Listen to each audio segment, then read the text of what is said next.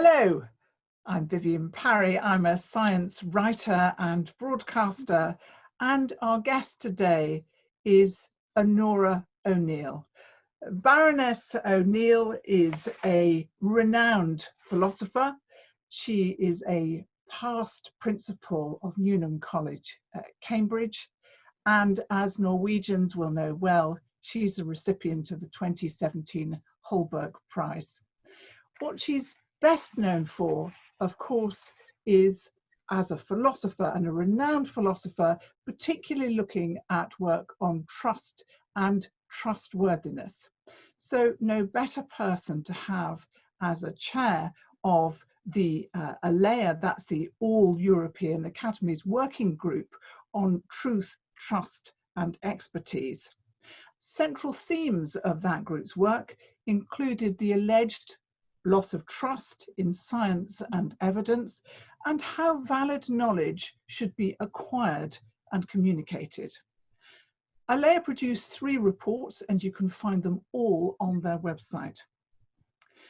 Now, trust in science is a central issue for us all, and no more so than in the midst of a pandemic.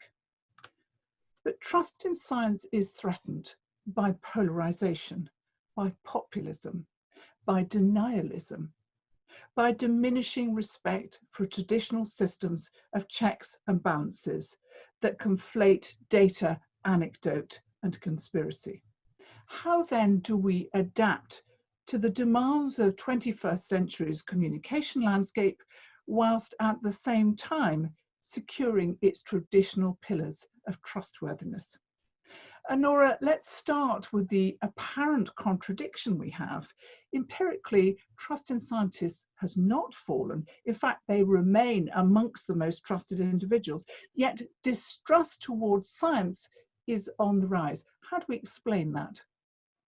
I think it's very hard to explain. People who rely on complicated science and complicated technologies claim they don't trust what they hear. But the question is, what are people hearing? What is the distribution of information becoming now that leads people sometimes, quite often in fact, to say that they don't believe something? And of course, this is nowhere better illustrated than in the discussions that are going on about the hung American election at present, which is extreme. And I think one of the hard things to tell is, why are people willing, or indeed quite keen sometimes, to say that they don't trust this or that when they do trust something else? And I suppose that people feel that they can change the evidence by denying the evidence. That seems to me a much more potent thing than it used to be. So we've seen many different phenomena all coming together to create this kind of vortex that we have now. Just briefly, before we start to think about what the solutions might be, let's just try and understand how we've come to this point. What are the chief drivers, do you think? I think one of the chief drivers is indeed the emergence of the online world of great complexity. Because if you think about, why do you trust things that you meet every day in your life? You trust them because you know where it comes from. You know the provenance. You know that old so-and-so at the other end of the village tells tall stories. So you don't trust him very much, or you laugh and put it aside. But equally, it gets harder when you don't know the provenance of a great deal of the content that you encounter. So people encounter stuff online, and instead of saying, oh, that's old so-and-so, wouldn't trust him, they say, well, that's rather nice. I'd rather like that to be true. Is it true? Well, it seems to come from some very authoritative seeming website or source. Of course it's true. And so we have the rise of conspiracy theories in a way that we have always had a bit of, but we've got it much more these days. And we have people who are in positions of influence and authority in some cases, not most cases, saying that they actually believe this stuff. And that's been enhanced, of course, by the way that the digital media personalizes feeds and the way in which you can like stuff sent from friends. So in all human societies, we trust our friends more, exactly as you've described. We trust our friends more than others. So the way that social media is designed actually encourages this. It does. And when you actually look at the control of what people receive, of course, it is not from their friends. It is from all sorts of sources that they cannot identify. Uh, Everybody thinks. That's a very treacherous phrase, isn't it? Everybody believes such and such. As soon as we're told everybody believes such and such, we think, oh yes, there must be something to it. But of course, it's easy to say everybody believes such and such without having a clue whether they do believe it or they don't believe it. And one of the big issues for science is that it requires mediation. Science is very complex and it always has to be mediated, and usually through a variety of media sources, which in themselves have traditionally been subject to checks and balances. As a science journalist myself, I have to check stuff. I have to make sure that it's correct. I can be sacked if it's not right. But we've lost a lot of those checks and balances, and science is still reliant on media in order to interpret it. I'd want to draw a distinction, Vivienne, here between old media and new media. With old media, on the whole, things were rather slow, and you knew what you were getting, and that you knew, and you still know if it's a newspaper, this or that newspaper has this or that political angle, or it's very good on this, it's not so good on that. Now you're getting stuff from you know not whom, and you know not where, and we have substituted for the old intermediaries, boring people like editors and librarians and proofreaders and all sorts of people like that. And may I say, journalists, including science journalists. For them, we substitute people whom we cannot identify, and we permit the powerful people who organize the online world to hide behind a cloak of anonymity. And also that's reinforced by the business models of the big tech giants. Yes, yes, absolutely. And they have control over algorithms that can target messages to particular audiences without those audiences being aware that they are getting a different message from some other audience. And essentially, it's an advertising model, isn't it? Yes. And I have nothing against advertising, but when I look at print advertising, I see an imprint. There it is. I know roughly who paid for it and where I could complain if something was inaccurate. With online content, you don't generally get that. And it does create these echo chambers where people hear what they want to hear. And again, it's reinforced by likes on social media that come from friends. So it's all a reinforcing process. Yes. Constantly. And you're right, you can end up with people in an echo chamber and really believing these people are not dishonest when they believe it. They really believe it. But it is, on the other hand, not the case that they've had a balanced or sufficient range of the evidence. And then we get this denialism come in. I mean, and it's quite a different sort of denialism. Climate change denialism is quite a lot of those people come up with the famous phrase alternative facts, and they try and stick within that very much because they kind of want their facts to be taken seriously. Whereas there's another whole empire of denialism where things are rejected completely, and that's very, very difficult for science to counter. I think it is. And look, take something narrower than climate change, take the anti-vaccination movement, which after all has been very influential and has done quite a lot of harm. Now, the facts about vaccination are reasonably complicated, and people do have to understand that there are some children with certain health conditions for whom a vaccination might indeed pose a risk. But for the child that doesn't have that health condition, then the vaccination is a protection. And so we hope, of course, that at the end of this pandemic, there will be a vaccination that is a protection, but we have to wait a while. But anti-vaxxers are absolutely adamant. What I find interesting is that people who have really seen the disease concerned are more aware of the importance of vaccination. So I have seen, I'm sure many of you have seen, pictures of people carrying their children across the mountains to get them vaccinated in Afghanistan or Pakistan. Meanwhile, somebody who lives in the Western world and has access to many sources has never seen a case of measles, for example, does not know that measles can be a lethal disease, that a child can be left blind or deaf or dead. And so they think it's a trivial matter.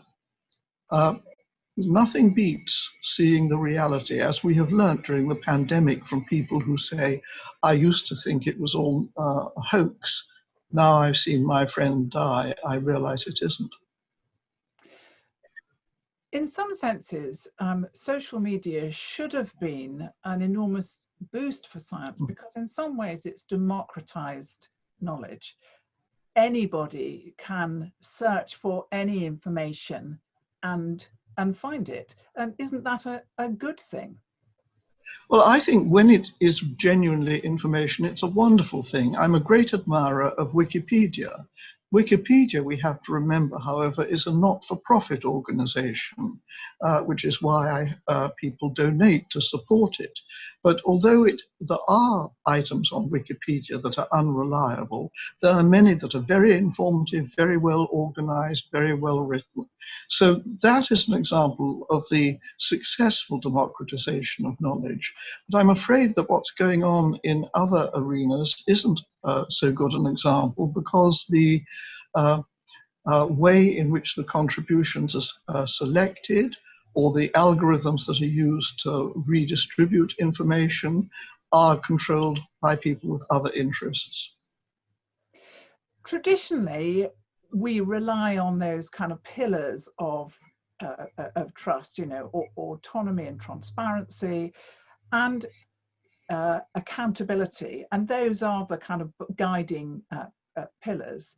But what can we do to change the way that those pillars are, just kind of reinvent them, as it were, for a 21st century media landscape? I mean, I know one of the things that particularly interests you is transparency, because we've become ever more accountable and open in science. You know, we want people to see what we're doing in science. We want to make journals open access, all those kinds of things.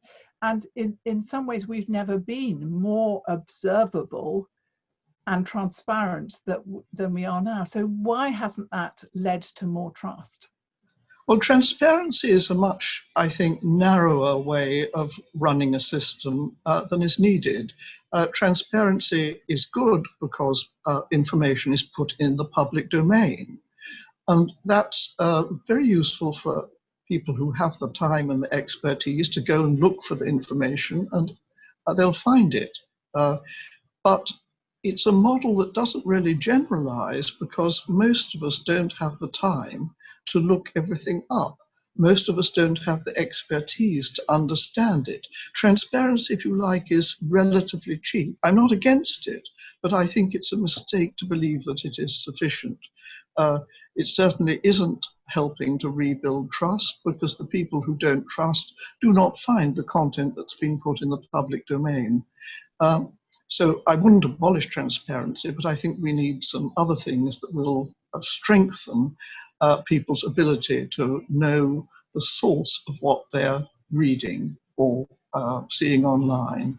And that, I think, has in the end to be the equivalent of the imprint. So you know with the print advertisement where it came from.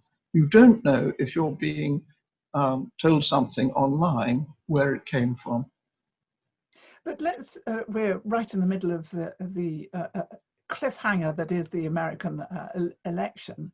I mean, if somebody who's a supporter of Donald Trump receives something that purports to be from Donald Trump or the Republican Party, or indeed any other political party that they are affiliated to,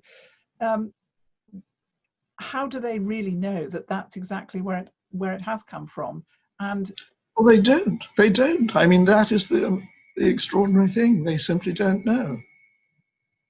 At present, we don't have this an adequate system of imprints. Now, of course, reputation matters. So careful politicians would take care to be seen saying in their own words, and I've been looking at how carefully Mr. Biden makes certain claims and doesn't make other claims. It is a contrast with the more advertising approach that Mr. Trump takes. So we have science which is facing, on the one hand, this call for to be out there, to be communicating more. We are concerned by the change in media because we don't really know how to deal with that. How can we best bolster science so that it's not buffeted by all these different media landscapes, the changes in them, and people's attitudes? How can we do that when we're relying on the media to get our message out there? Well, I think that the print media contains some responsible newspapers, and most of us know which they are in our societies. We know that we would trust the science correspondent in such and such a newspaper. We know that another newspaper prefers to be sensational, and we wouldn't take it too seriously. We regard it as a bit of froth. It's much harder to do that with online sources because they are anonymous. So, and in my view is that the anonymity is more the problem because the anonymity gives a cloak to liars. So we unmask people, but even if we unmask people, sometimes people's denialism is almost a belief system. So the fact that they're unmasked may not actually make a difference. I think that's true, and I've been reading a bit about conspiracy theories, and it is an extraordinary thing that in our highly technocratic age, the conspiracy theory flourishes. And of course, that doesn't mean everybody entertains it, but some of the people who believe conspiracy theories have discovered that they can ensure that their messages reach an incredible number of people, and they feel greatly empowered by being able to spread their conspiracy.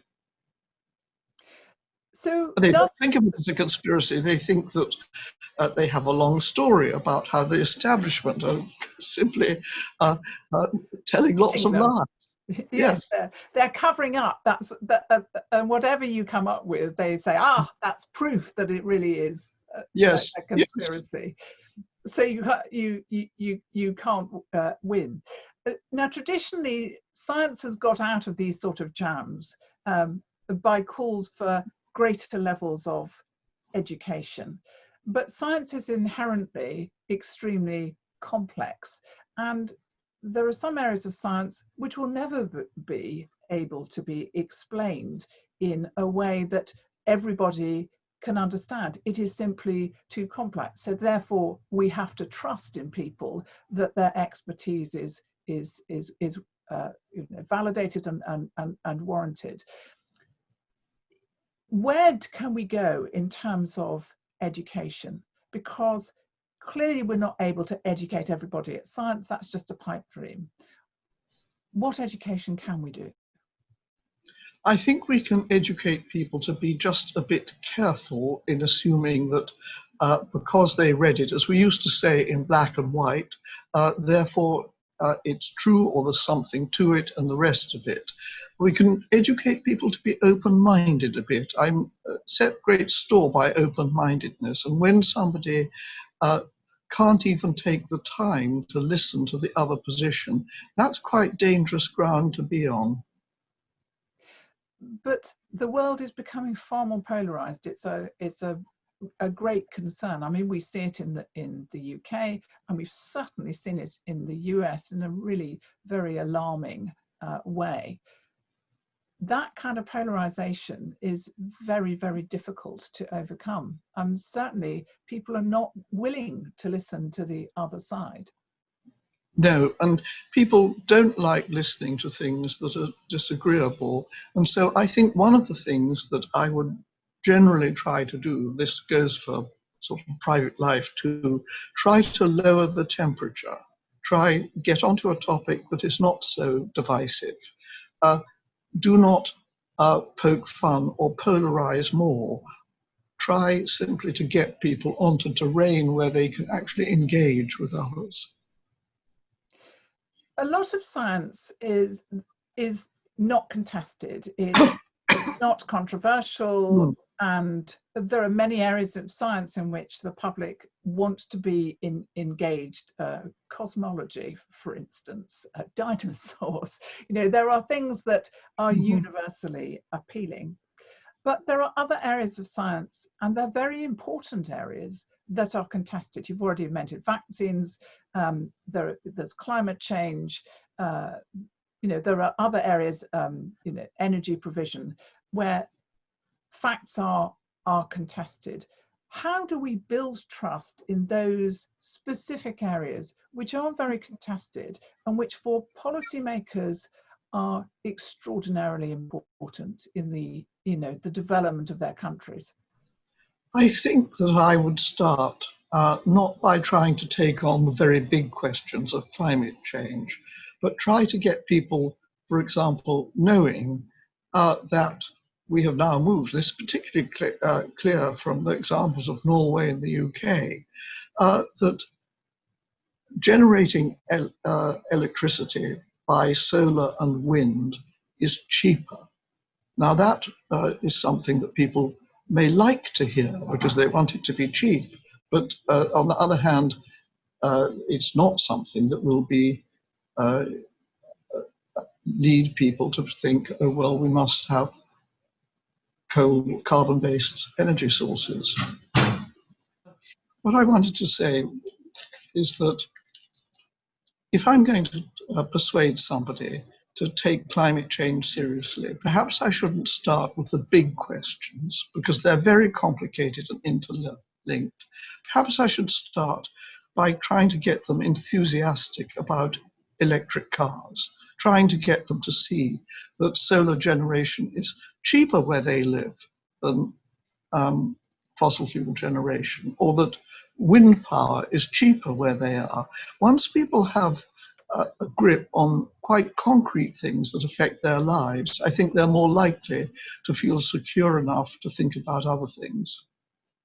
That strikes me, Onora, that part of this is about science understanding where people are coming from. In other words, putting themselves in their shoes. And that means a lot more direct contact between scientists and citizens in order for scientists to understand where the citizens, you know, what their needs are and what they think is important. I'm sure that's true, and at the same time, not everybody's going to engage on every front there. Some things strike some people, some things strike other people. I remember having great difficulty as a small girl trying to persuade one of my grandmothers how a steam engine worked. She regarded them as really rather miraculous, which is pretty odd because she was born well into the age of steam, but she never got her mind around how the things worked. So I failed, by the way. but that sort of thing is important, that you take it down to something quite concrete, quite comprehensible, and some people will succeed. So some people are very good at that, and that's why actually science communicators have come to the fore, because they're good at doing that explanatory work. How does science increase trust by making more use of communicators to get across those important points in particularly contested areas? Well, I think one thing is to try and have discussions between people who do disagree, but not between the extremes. And I'm afraid there is a temptation in some parts of the media to think that setting up a debate between a climate change denier and somebody who thinks that climate change is imminent and catastrophic would be more vivid, more exciting, would get more attention. Well, it might, but it might not get the right sort of attention. Whereas getting people to discuss the everyday things, like whether to buy a hybrid car, may be more successful.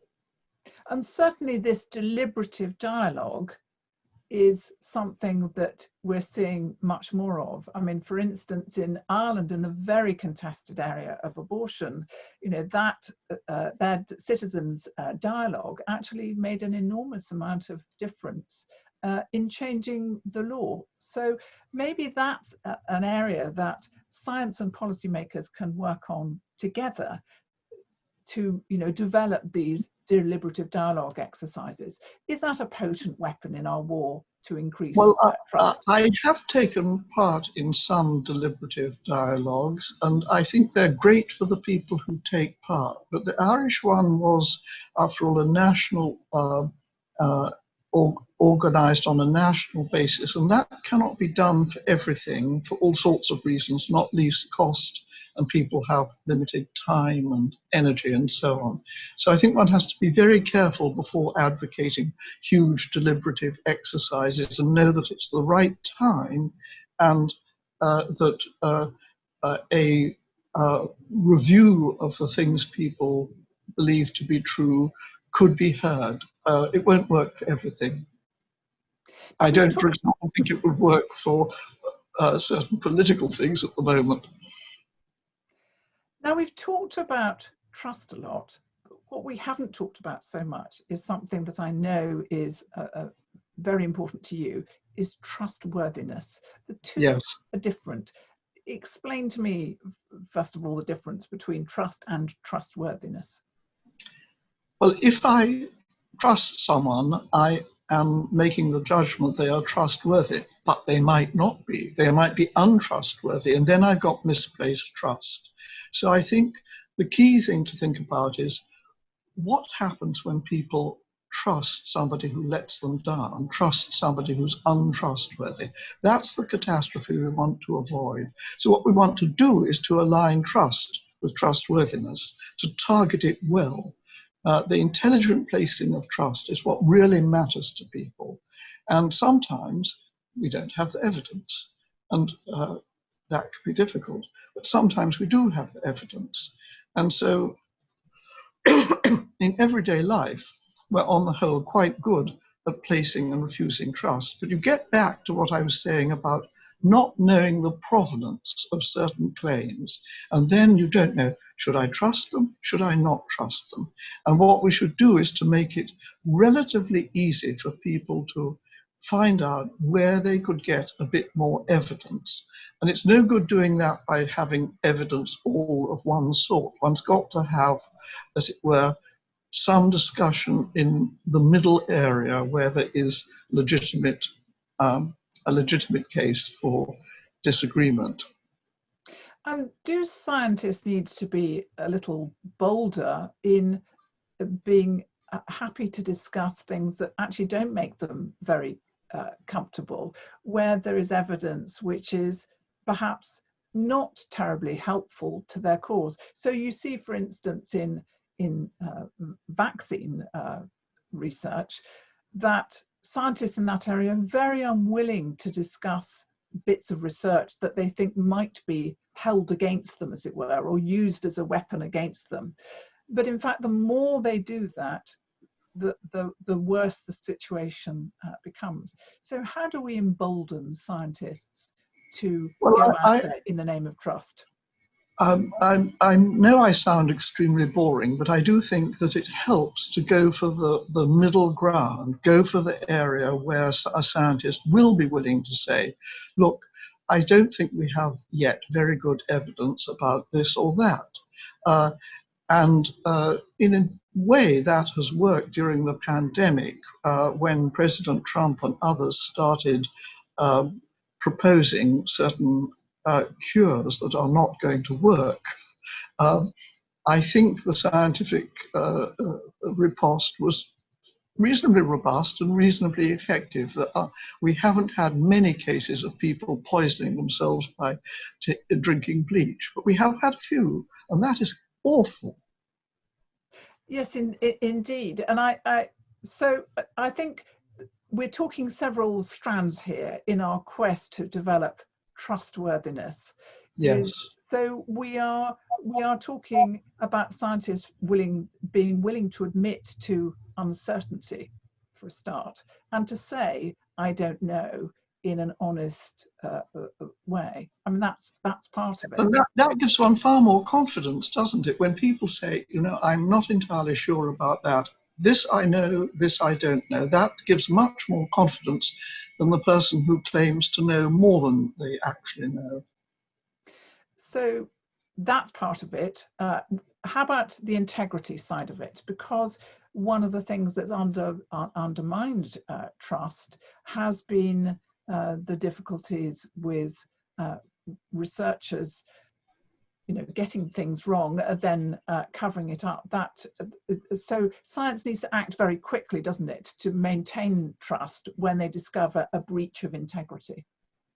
I think that one of the things about scientists is that they are absolutely fierce on that, and people lose their jobs if they fake evidence, for example. This is not the case with politicians. Would that it was so.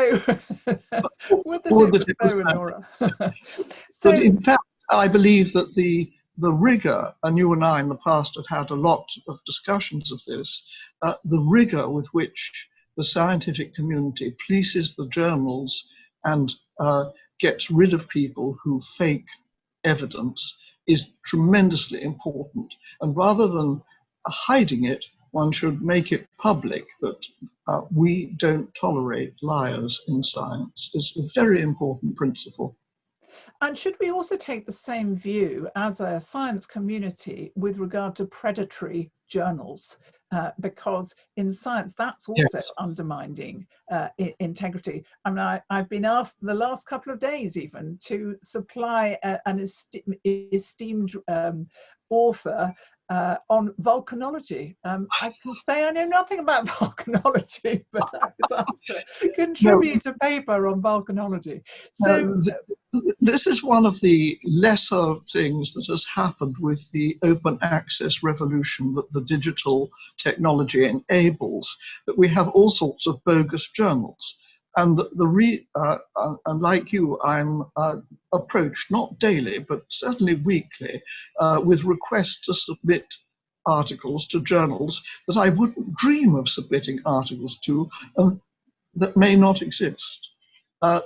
Of course, the reason is that the flow of money now is from the author or the author's employing university to the journal, not as used to be from the subscriber and the libraries to the journal. So that we've reversed the financial model, and I think it's been extremely damaging. And like you, I spend a lot of time being very careful not to support what I believe to be bogus journals, but I can't stop them sending me emails on an almost daily basis. So there's a bit here as we go forward in this really radically changed environment. There's a bit here about science putting its own house in order, chasing out bad practice, research integrity being a very important feature in that. And there's a bit then also about the consumer of science being very sharp on establishing the provenance of information. How do we make that easier for people? How do we how do we facilitate people knowing that a source is trustworthy? It's quite complicated, and it has occurred to me that we could do rather more by having rankings of journals, because scientists in a given field know absolutely these journals I would love to be able to publish in, and these other journals I wouldn't be seeing dead publishing in them. So that if you know your field, you can tell which is a reputable source and which is not a reputable source. But I don't think it's widely known at present. And some of these journals, of course, have very inviting titles. And being skeptical, I think, is one of your top things that we all need to do. To be skeptical but not dismissive, because I think it's very important. One of the things I like to say is, tell me more. And when somebody is promoting something that you think is probably not well grounded, you ask them, tell me more. Where did you read about it? What was the experiment they did? Or what was the evidence? Was it strong evidence? One can ask these questions. Having been involved as the chair of the Alea group, what do you think is the single most important thing for science to do in order to be trusted? And we're talking on an academic level now, particularly with regard to the media and the intermediaries that science is forced to use because of its complexity. It's extremely difficult because the traditional intermediaries, the ones we trusted, were the editors of journals, the referees for journals. The new intermediaries aren't that sort of thing. They are the tech companies and so I think one can do little more than to ask those sharp questions. What's the source? Where did we get it? And I don't mean ask them in a sharp way, but in a gentle way. Are they a reliable journal? Are they a well-regarded journal? But it's slow. And I fear that most of the answers I'm giving to your questions are things that take time and, dare I say, require trust building. Now, I would, of course, deride trust building that is not premised on trustworthiness. I think it's an appalling thing that we live in a society in which so many campaigning organizations, whether advertising or political, try to get the trust without bothering to be trustworthy. But that on the whole is what we need to do. Trustworthiness comes slowly, but whereas trust, it appears with some people at least, is given in an instant. Onora, it's always an enormous pleasure talking to you. I think we really do have a mountain to climb. And I think science needs to work with the media and indeed with tech companies to try and ensure that trustworthiness that actually the world depends on for the solution of its many problems is maintained and increased. And we can't beat it into people with education. We have to work at it long and hard, and it's a difficult road. But Onora, thank you so much for talking to us today. It's been much appreciated. It's always a pleasure to talk, and these are important topics. I've greatly enjoyed it.